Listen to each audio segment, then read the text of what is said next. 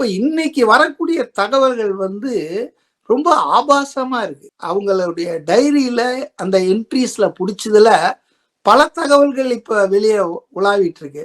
அதாவது என்ன சிவகார்த்திகேயனுக்கு அந்த பராசக்தி படத்துக்கு 75 கோடி வந்து சம்பளம் பேசப்பட்டு, அவரு அதை வந்து எனக்கு சம்பளமா வேண்டாம், ஈசிஆர்ல என் பழைய வீடு அதை கட்டி இடிச்சிட்டு இந்த அளவுக்கு பெருசா கட்டி கொடுத்துருங்கன்னு சொல்லி அவரு வந்து அப்படி கைண்டா போட்டாராம். அதே போல தனுஷுக்கும் ஒரு 20-35 கோடி கொடுத்துருக்காங்க அந்த இட்லி கடையை டைரக்ட் பண்றதுக்காக.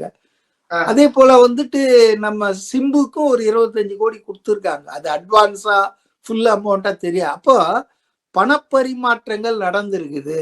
இந்த ஆகாசுக்கு இந்த பணம் எங்கப்பா? இடி உடைய மெயின் ஜாபே என்னன்னா இந்த பணம் பரிமாற்றம், அதாவது கருப்பை வெள்ளையாக்குற தப்ப கண்டுபிடிக்கிறதுக்காக தான் இந்த அமைப்பு உருவாக்கப்பட்டது.